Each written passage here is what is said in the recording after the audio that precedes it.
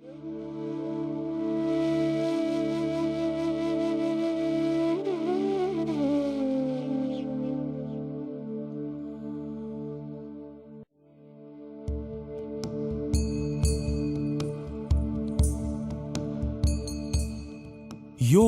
आवश्यक रूप से एक आध्यात्मिक अनुशासन है जो विशेषतः परिष्कृत विज्ञान पर आधारित है। यह स्वस्थ जीवन के लिए एक कला और विज्ञान है। योग शब्द की उत्पत्ति संस्कृत के शब्द युग से हुई है, जिसका अर्थ जुड़ने या एकजुट होने से है। यौगिक लेखों के आधार पर योग का अभ्यास व्यक्तिगत चेतना को सार्वभौमिक चेतना के साथ मिलन करने के लिए अग्रसर करता है।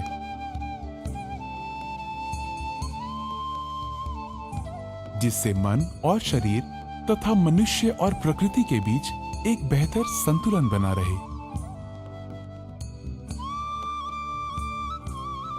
योग के विज्ञान की उत्पत्ति हजारों वर्ष पूर्व धर्म व विश्वास की पहली व्यवस्थाओं के जन्म से भी पहले हुई थी। यौगिक लेखों के आधार पर शिव, जो कि पहले योगी या आदि योगी थे, उन्होंने अपने गहन ज्ञान को अपने 7 शिष्यों, प्रसिद्ध सप्तऋषियों या 7 मनीषियों के बीच प्रसारित किया था।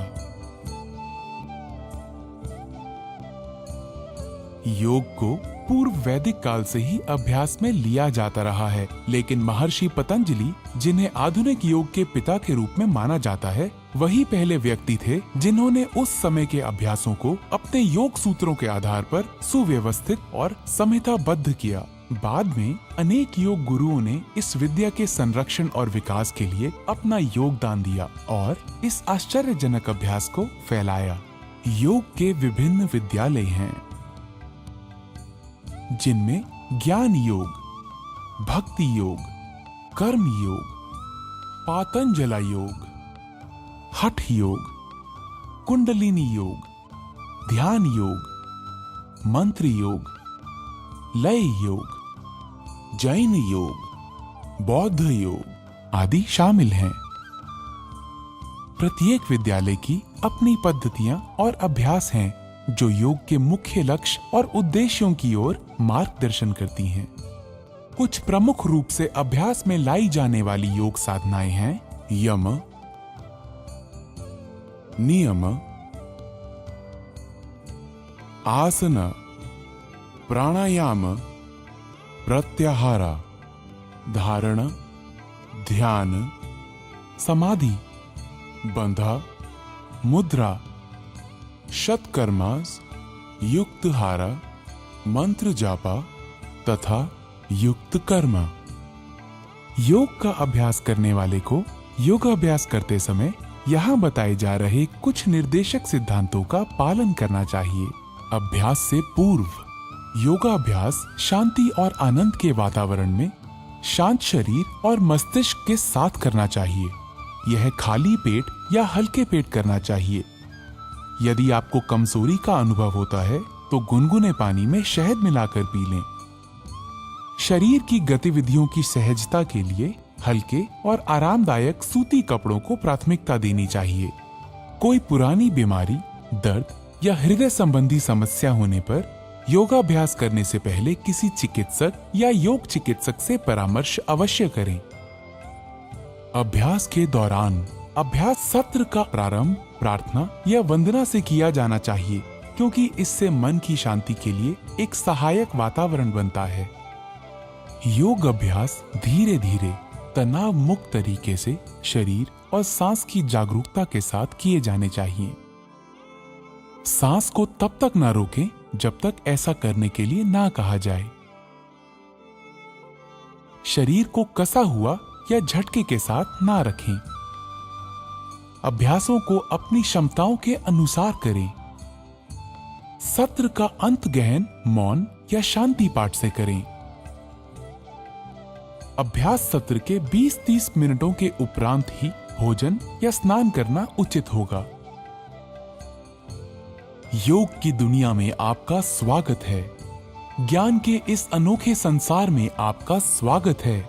जैसा प्रासंगिक और लाभकारी यह हजारों वर्ष पूर्व था, वैसा ही आज भी है।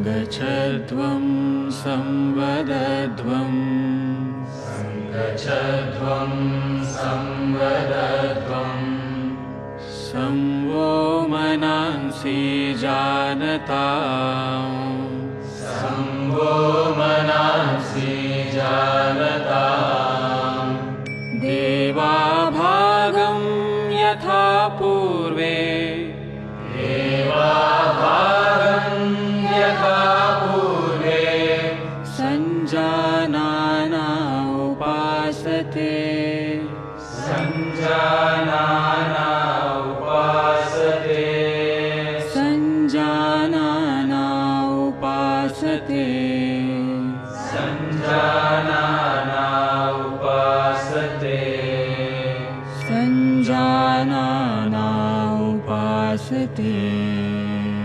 संजानाना उपासते।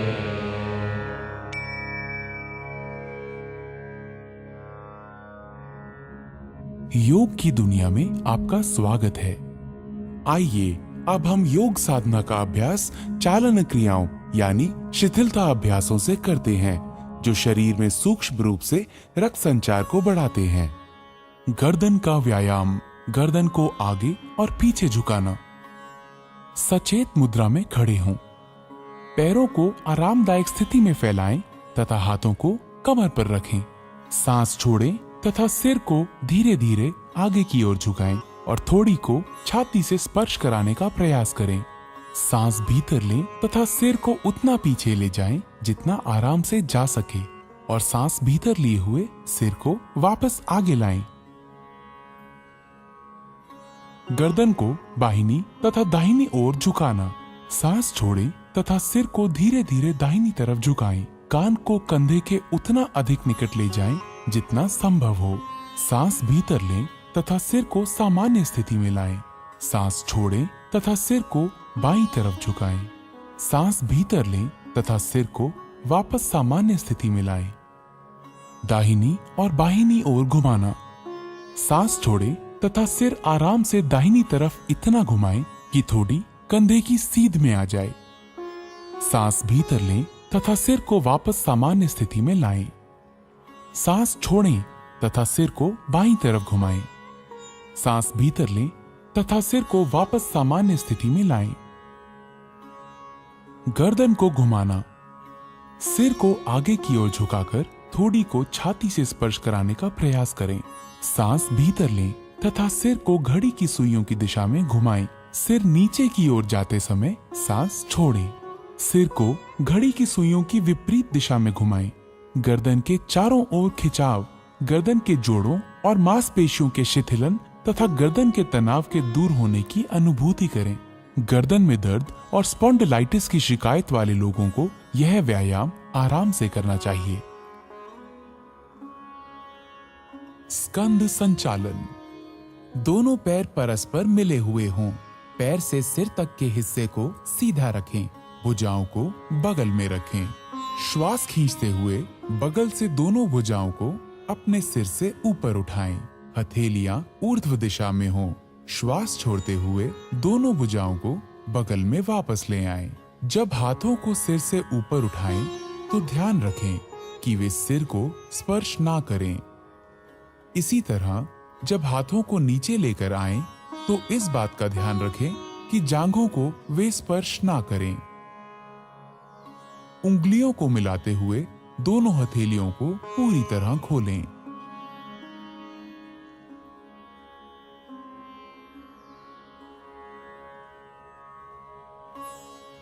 स्कंद चक्र। सीधा खड़े हो जाएं। बाएं हाथ की उंगलियों को बाएं कंधे पर रखें और उसी तरह दाएं हाथ की उंगलियों को दाएं कंधे पर।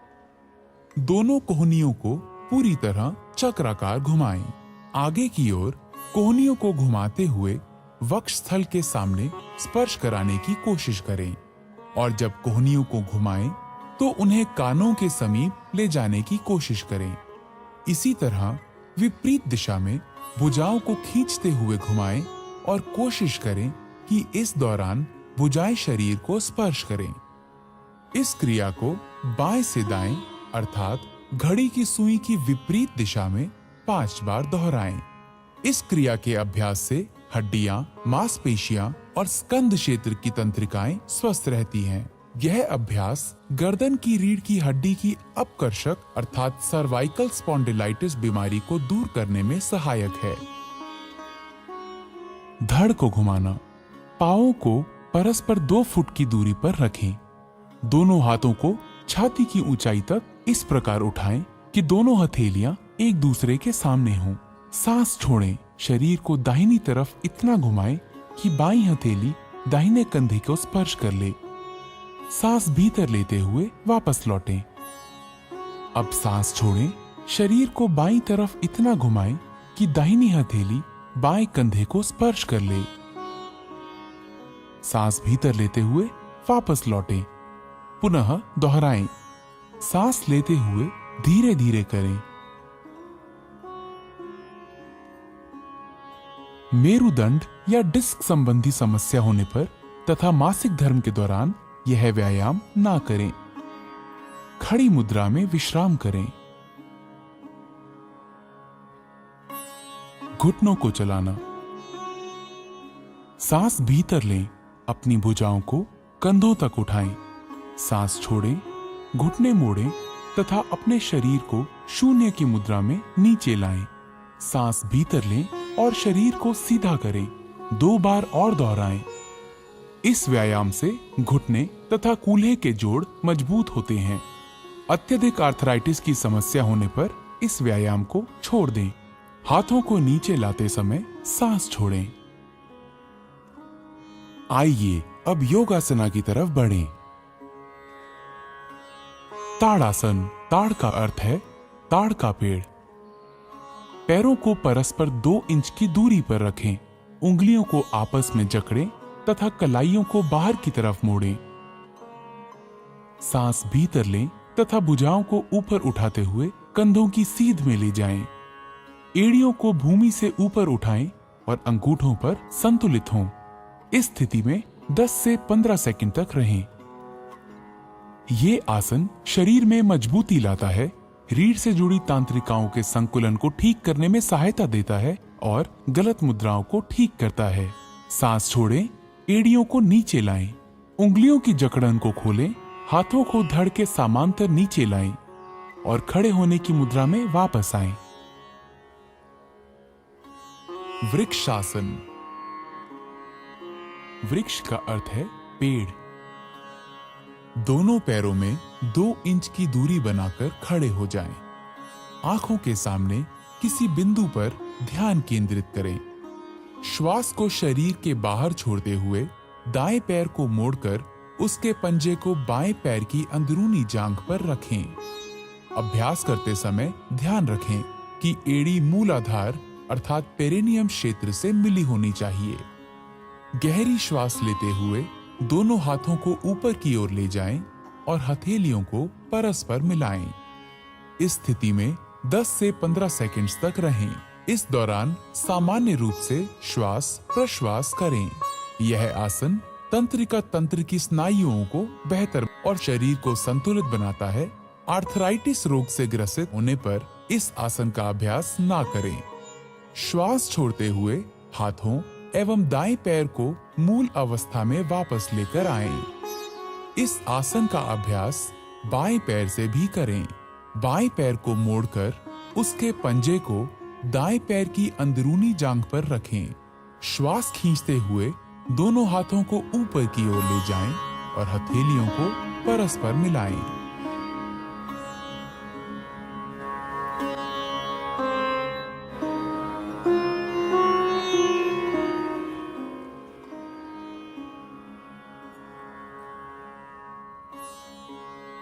पादहस्तासना। पाद का अर्थ है पैर और हस्त का अर्थ है हाथ। धीरे धीरे सांस भीतर लें और हाथों को ऊपर उठाएं। शरीर को कमर से ऊपर की ओर खींचें। सांस छोड़ें तथा आगे की तरफ तब तक झुकें जब तक पूरी हथेली धरती को स्पर्श करने लगे। इस अंतिम स्थिति को 10 से 30 सेकंड तक बनाए रखें। जिन लोगों को पीठ की अकड़न की समस्या हो, उन्हें अपनी क्षमता के अनुरूप ही झुकना चाहिए। अब सांस भीतर लें, धीरे धीरे सीधी स्थिति में आएं और भुजाओं को सिर के ऊपर ले जाकर खींचें। सांस छोड़ें और धीरे धीरे प्रक्रियाओं को विपरीत क्रम में करते हुए प्रारंभिक स्थिति में आएं। विश्राम करें। अर्ध चक्रासन। दोनों हाथों से कमर पर सहारा दें। सांस छोड़ें, सिर को पीछे झुकाएं, गर्दन की मांसपेशियों को खींचें तथा रीढ़ के निचले हिस्से से पीछे की ओर झुकें। सामान्य सांस लेते हुए विश्राम करें। इस स्थिति में 10 से 30 सेकंड तक रहें। अर्ध चक्रासन रीढ़ को लचीला बनाता है तथा मेरु तंत्रिकाओं को मजबूती प्रदान करता है। यह सांस लेने की क्षमता को बेहतर बनाता है। सांस भीतर लें, धीरे धीरे वापस आएं तथा विश्राम करें। उच्च रक्तचाप के रोगियों को सावधानी से झुकना चाहिए। त्रिकोणासन। त्रिकोण का अर्थ है त्रिभुज। पैरों को परस्पर आरामदायक दूरी पर रखकर खड़े हों। हाथों को धीरे धीरे किनारे से तब तक उठाएं जब तक वे क्षैतिज ना हो जाएं। सांस छोड़ें, धीरे धीरे दाहिनी तरफ झुकें और दाहिने हाथ को दाहिने पैर के ठीक पीछे रखें। बाएं हाथ को दाहिने हाथ की सीध में खड़ा करें। सामान्य श्वास के साथ इस स्थिति में 10 से 30 सेकंड तक रहें। यह समतल पैर से बचाता है, पिंडलियों, जांघों तथा कमर की मांसपेशियों को मजबूती प्रदान करता है और मेरुदंड को लचीला बनाता है। सांस अंदर लेने के साथ ही धीरे धीरे वापस आएं। बाईं तरफ के लिए फिर दोहराएं। स्लिप डिस्क, साइटिका और उदर शल्य चिकित्सा के उपरांत यह आसन ना करें। अपनी शारीरिक सीमाओं से आगे ना जाएं।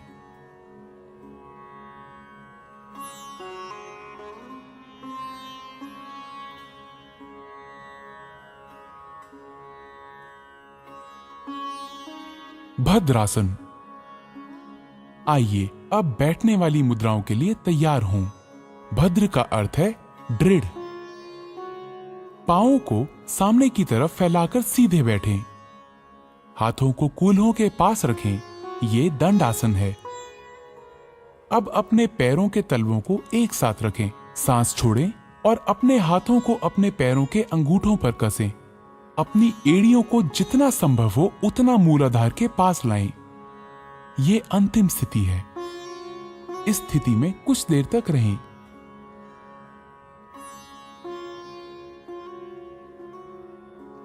भद्रासन शरीर को दृढ़ रखता है और मस्तिष्क को स्थिर करता है। अब अपने पैरों को खींचें और विश्राम की अवस्था में आएं। एक्यूट आर्थराइटिस अथवा साइटिका होने पर यह अभ्यास ना करें। वज्रासन। सर्वप्रथम दंडासन में बैठ जाएं।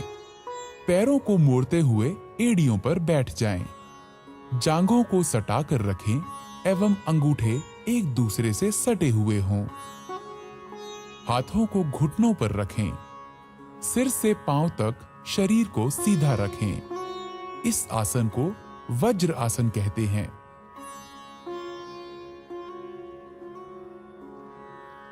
अर्ध उष्ट्रासन। सर्वप्रथम वज्रासन में बैठ जाएं। घुटनों के बल खड़े हो जाएं। हाथों को कमर पर इस प्रकार रखें कि अंगुलियां जमीन की ओर हों। कोहनियों एवं कंधों को समानांतर रखें। अब सिर को पीछे की तरफ झुकाते हुए ग्रीवा की मांसपेशियों को खींचें। श्वास को अंदर खींचते हुए धड़ को जितना संभव हो सके उतना झुकाएं। श्वास बाहर छोड़ते हुए इस स्थिति में शिथिल हो जाएं।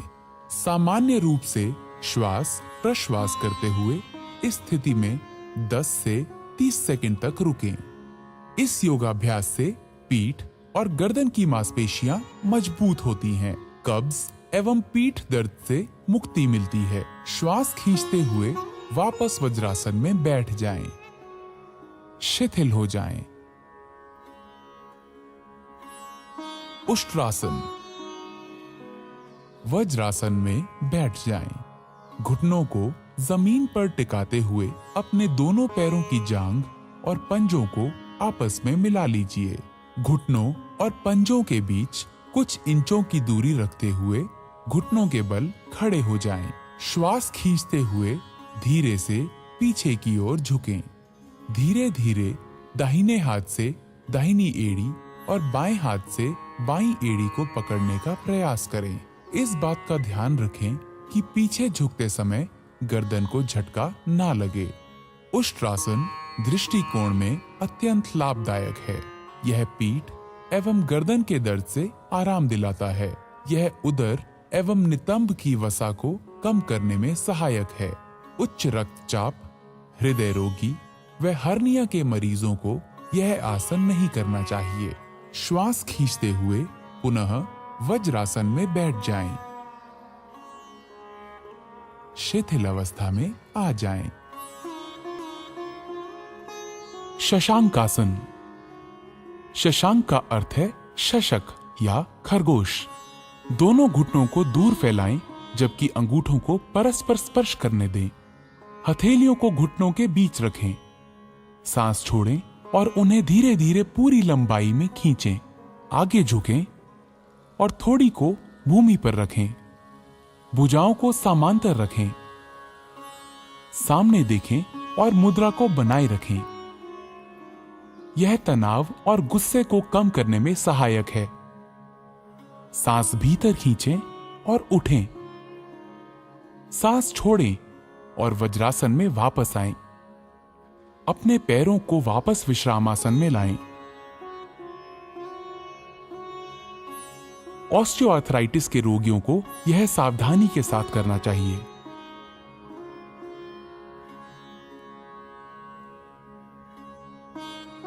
उत्तान मंडूकासन।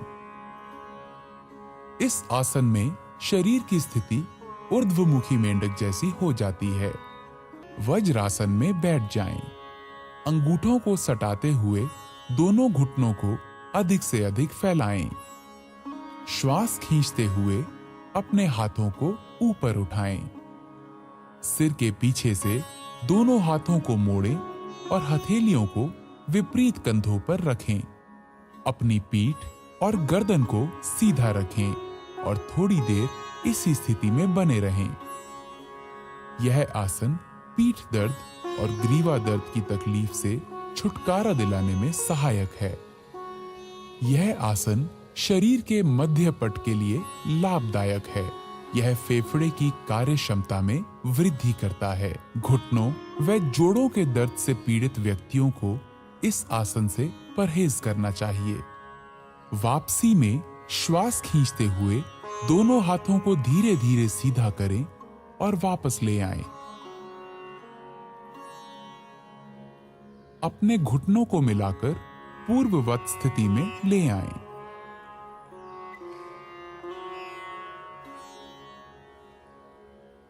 वक्रासन। वक्र का अर्थ है टेढ़ा या मुड़ा हुआ। दाहिनी टांग को मोड़ें और दाहिने पैर को बाएं घुटने के साथ रखें। बाईं भुजा को दाहिने घुटने पर लपेटें और हथेली को दाहिने पैर के पास रखें। सांस छोड़ें। शरीर तथा गर्दन को दाहिनी तरफ मोड़ें।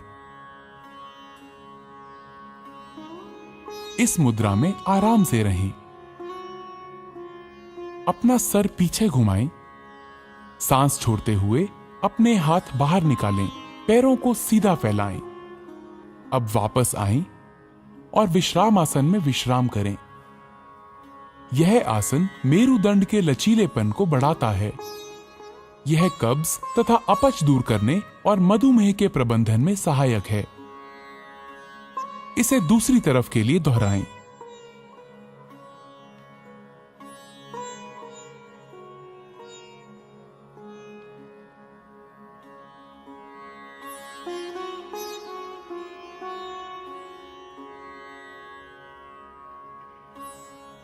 अपना सिर पीछे घुमाएं। सांस छोड़ते हुए अपने हाथ बाहर निकालें। पैरों को सीधा फैलाएं। अब वापस आएं और विश्राम आसन में विश्राम करें।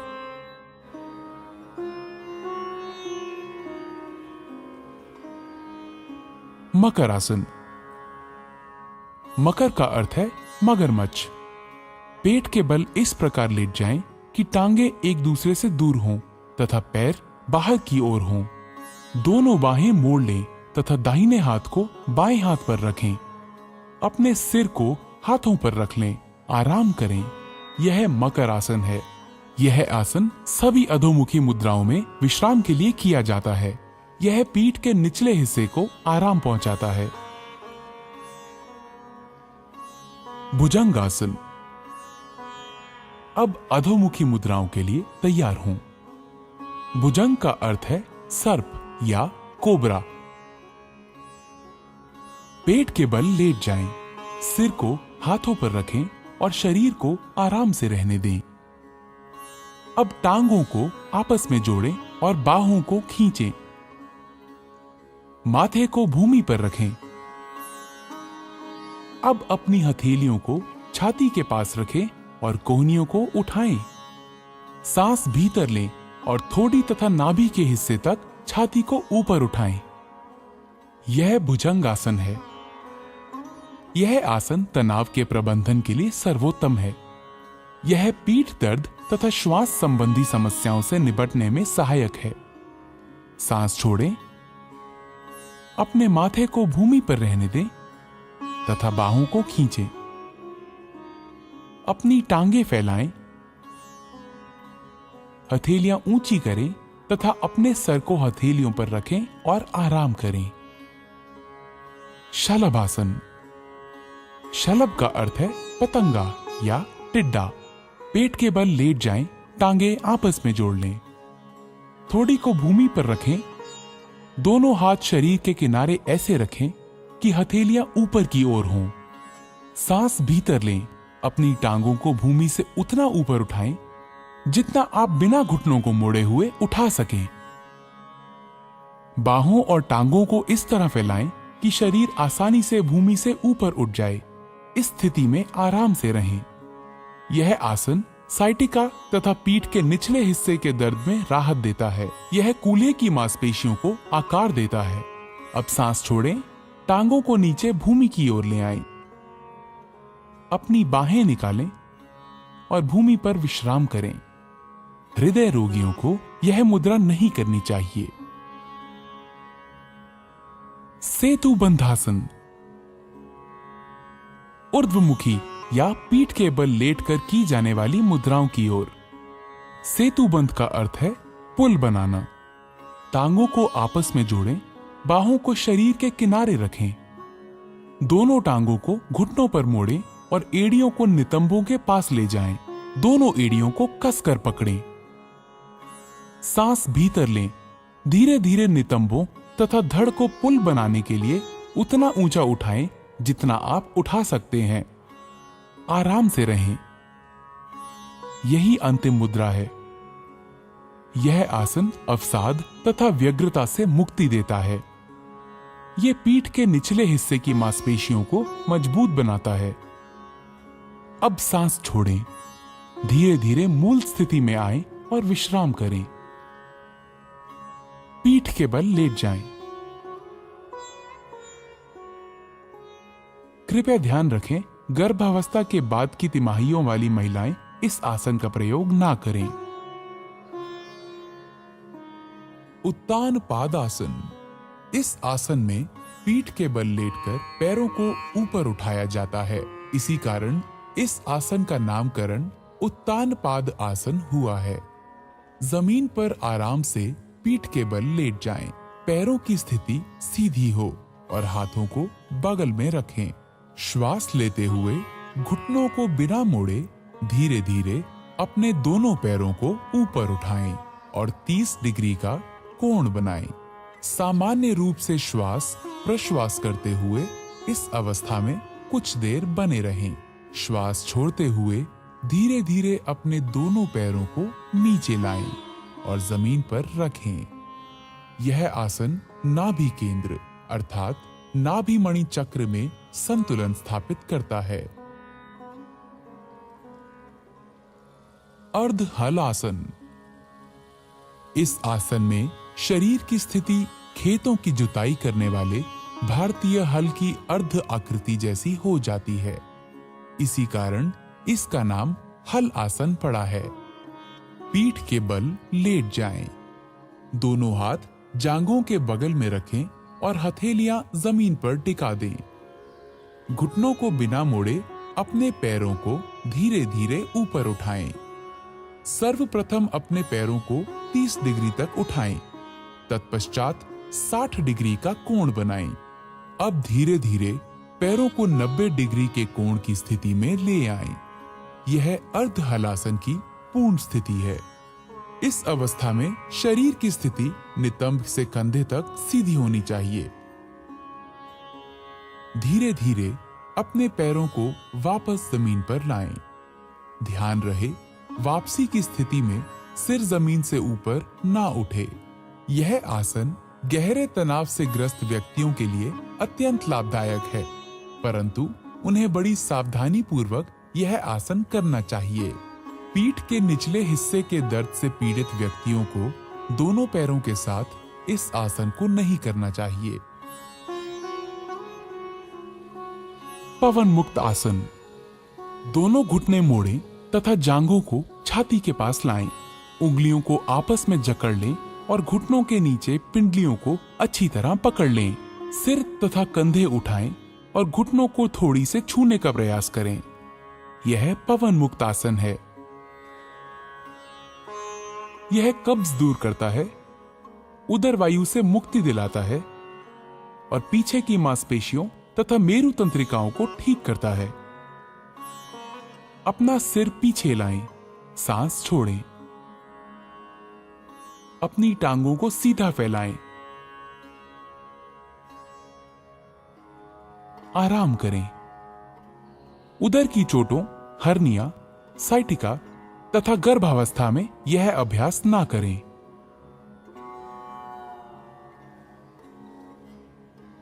शवासन।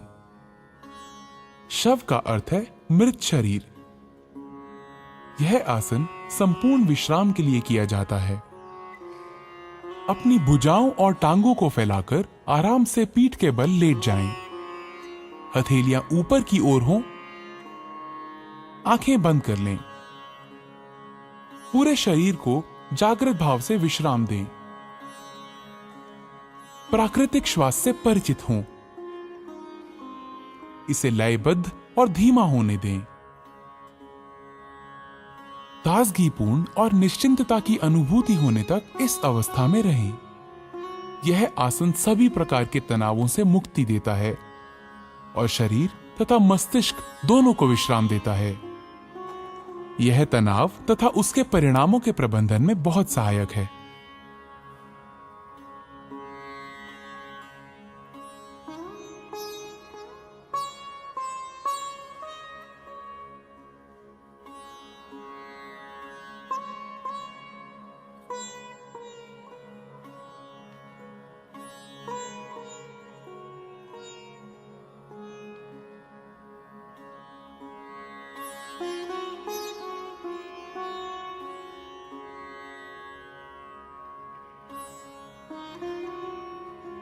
कपालभाति।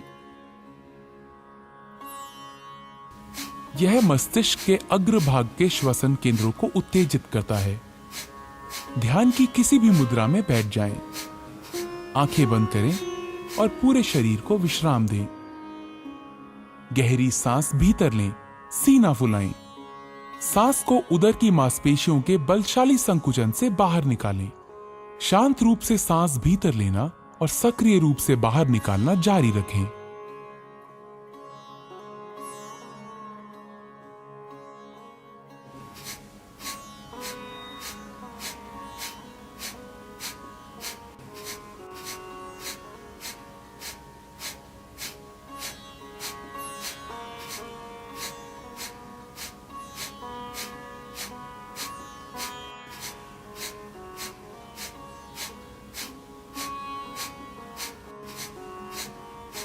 फिर एक गहरी सांस लें, धीरे धीरे बाहर निकालें और विश्राम लें।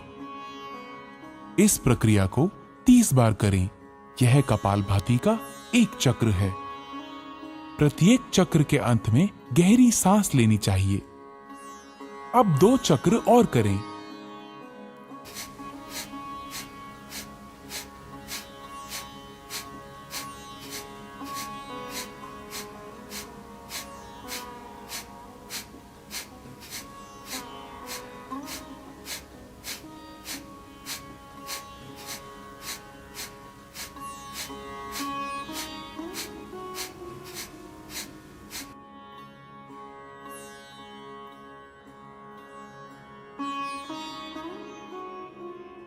कपालभाति सामने की वायु नलिकाओं को स्वच्छ करता है। इससे कफ संबंधी समस्याओं के निदान में सहायता मिलती है। यह ठंड, राइनाइटिस, साइनोसाइटिस, अस्थमा तथा श्वास संबंधी रोगों के उपचार में सहायक है।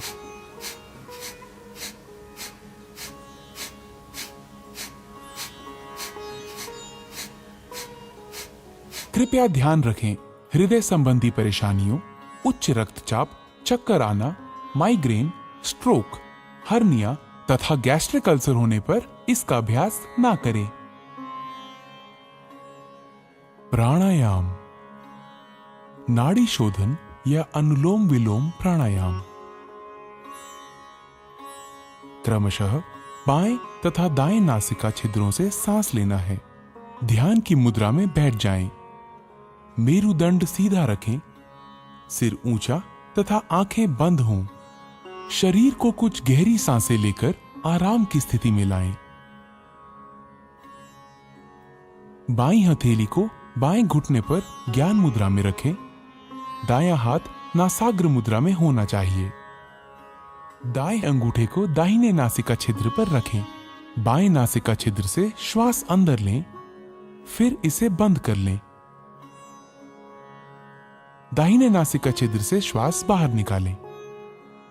अगली बार दाहिने नासिका छिद्र से सांस भीतर लें। दाहिना नासिका छिद्र बंद करें और बाएं नासिका छिद्र से श्वास बाहर निकालें। यह नाड़ी शोधन या अनुलोम विलोम प्राणायाम का एक चक्र है। 5 चक्र और पूरे करें।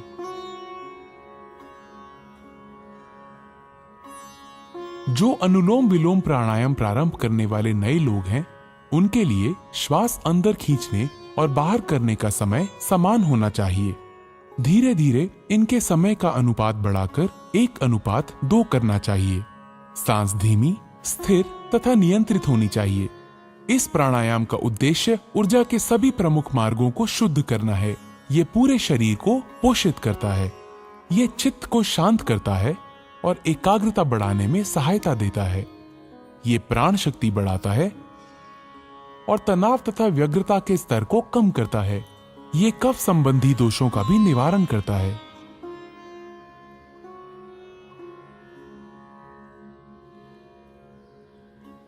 शीतली प्राणायाम। शीत का अर्थ है ठंडा। यह प्राणायाम साधक के चित्त को शांत करता है और मन की व्याग्रता को दूर करता है। शीतली प्राणायाम अपने नाम के अनुरूप शरीर और मन को शांति प्रदान करता है। पद्मासन अथवा किसी भी आरामदायक आसन में बैठ जाएं। अंजलि मुद्रा अथवा ज्ञान मुद्रा की अवस्था में अपने हाथों को घुटनों पर रख लें। जीभ को किनारों से मोड़कर ट्यूब की आकृति जैसा बना लें। इस ट्यूब नुमा जीभ से सांस लेते हुए जितना हो सके वायु को फेफड़ों में भरें और मुंह बंद कर लें और दोनों नासिका रंध्रों से धीरे धीरे श्वास छोड़ें। शीतली प्राणायाम रक्त को शुद्ध करता है। यह शरीर में शीतलता प्रदान करता है। उच्च रक्तचाप वाले व्यक्तियों के लिए यह विशेष लाभप्रद है। यह भूख और प्यास का शमन करता है। कफ और पित्त के कारण होने वाली अपच और अन्य व्याधियों को दूर करता है। यह त्वचा और नेत्र के लिए लाभदायक है।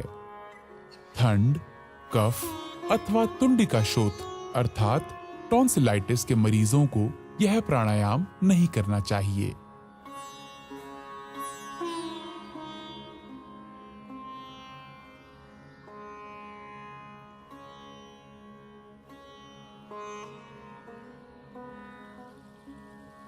भ्रामरी प्राणायाम।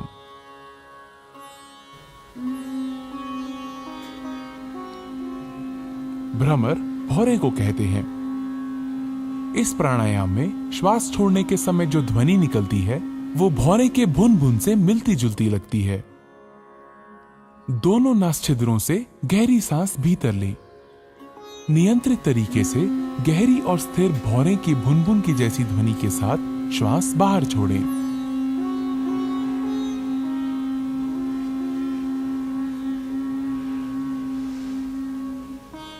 यह भ्रामरी प्राणायाम का एक चक्र है।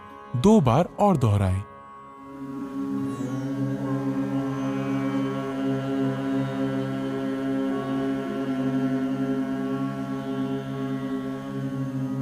ये अनिद्रा की अच्छी दवा है।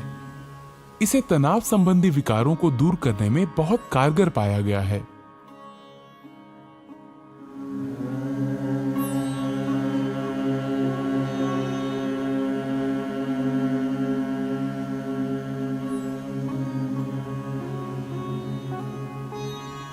अब भ्रामरी को षण्मुखी मुद्रा में करें।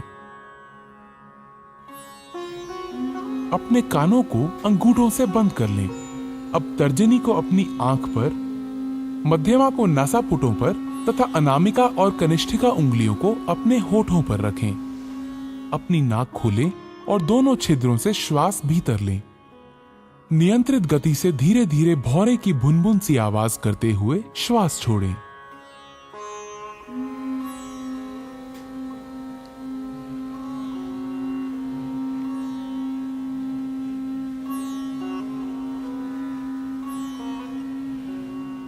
यह एकाग्रता और ध्यान के प्रारंभ के लिए तैयारी करने का प्राणायाम है।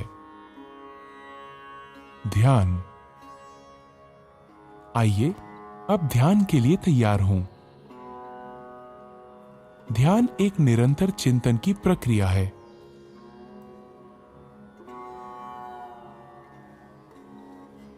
ध्यान की किसी भी मुद्रा में बैठें।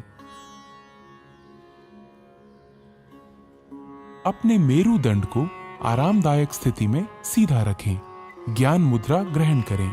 अपनी हथेलियों को जांघों पर ऊपर की तरफ को रखें। भुजाएं और कंधे ढीले और आराम की स्थिति में होने चाहिए। अपनी आंखें बंद कर लें और चेहरे को हल्का सा ऊपर उठाकर बैठ जाएं।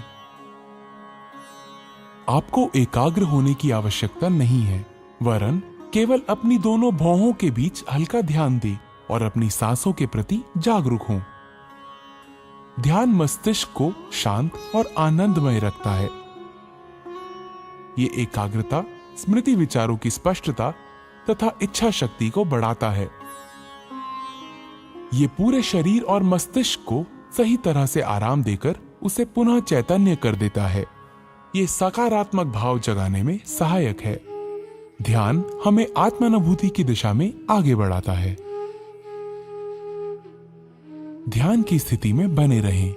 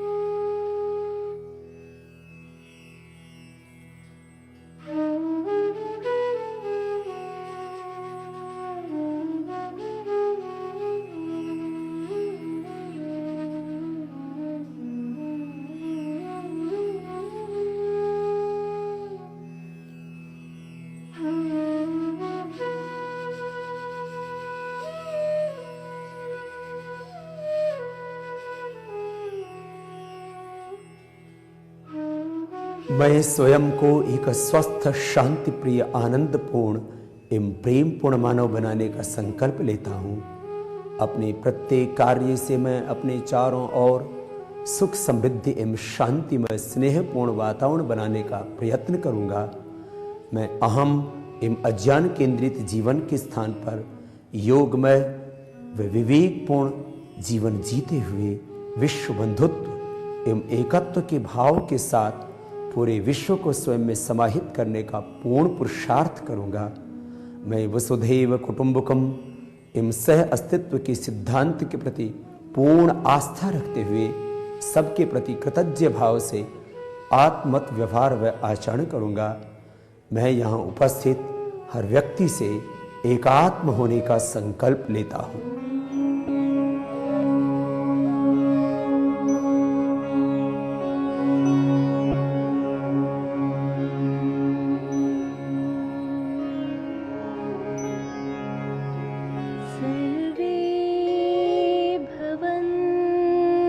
सुखिनः सर्वे सन्तु निरामयाः